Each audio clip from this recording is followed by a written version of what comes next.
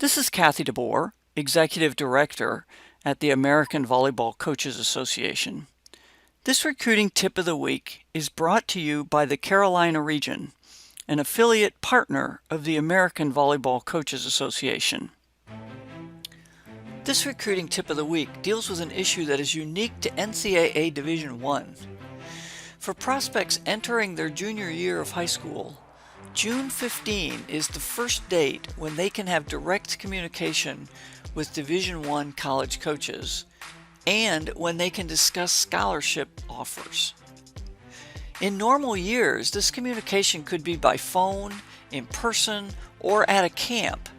But this year, due to the COVID-19 pandemic, the Division I recruiting dead period has been extended all the way to July 31. So the communication can only be by phone, Zoom, or text. That is, there is no face-to-face recruiting on or off campus allowed in Division I until at least August 1. For Division II and Division III, the NAIA, and two-year colleges, a prospect should consult with the coach of a specific program on what is open and allowed in the school's geographic area. We have spoken frequently with Dan Tudor, a consultant to college coaches, and asked him for his advice to prospects. We spoke with him again in late May and asked what he would tell a prospect and her parents about the first phone call they can have with a Division I college coach. I think, first of all, colleges and college coaches are contacting students to gauge interest and to figure out where they start with the process. And that's where most of our work is studying that process through the college coach's eyes. If we flip it around, I think there's not much difference from the student athlete. The student athlete, I'm an advocate for them taking charge of their process and understanding where they stand with a college coach who's contacting them. So it's one thing to get a call. Are you one of their top 4 or 5 prospects that are being prioritized in that call period, or are they calling 50 other kids? That doesn't mean if on that extreme, if they're calling a lot of other athletes, a lot of other players for their program, it doesn't mean that you're not a strong consideration. But I think it's important for the athlete to understand here's where we are in the mix. And then just like coaches are trying to move the process forward as quickly as possible, I think the student athlete needs to realize that this is a competitive situation for them too. This is a competition. There's a limited amount of time that they have to make their decision.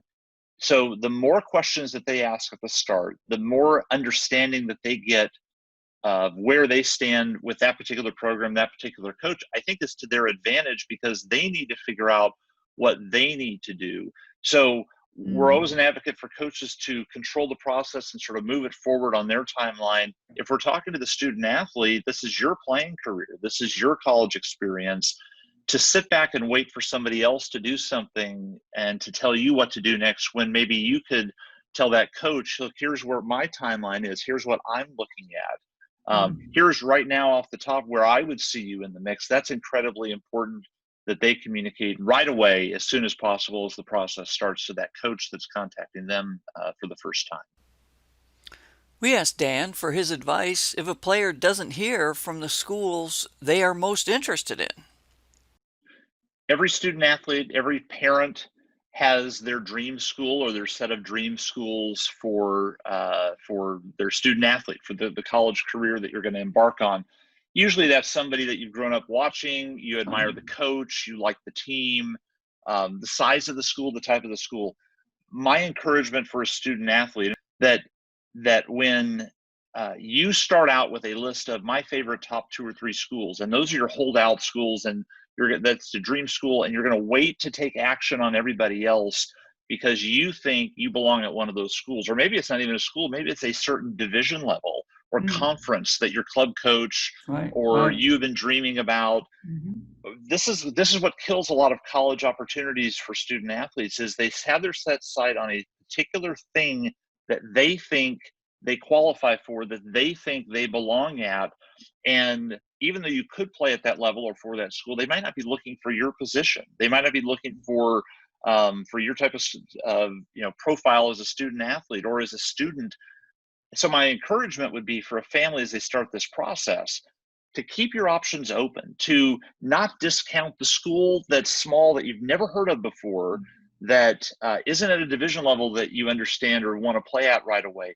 Keep that option open, engage with that coach, explain, hey, I don't know much about you, but I'm willing to listen, but here are my priorities. Again, it comes back to that communication.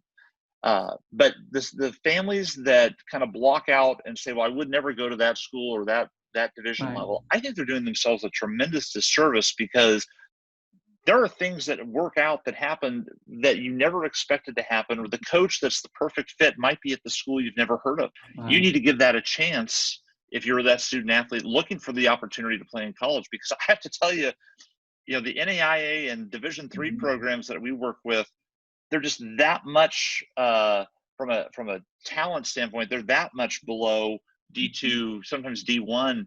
So volleyball, there is so much talent out there. There is so much good volleyball talent on the court that you have to understand, you're competing not only with kids that in your specific region, you're competing across the country. And we see a lot of families make the mistake, I think, of assuming that, well, I'm going to go to this school because that's my dream school, or the club coach said they were going to be at this tournament and they saw me.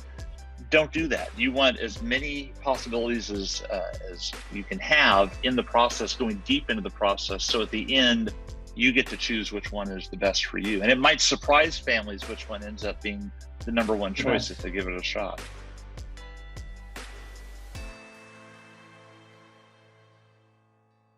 And that is our recruiting tip of the week.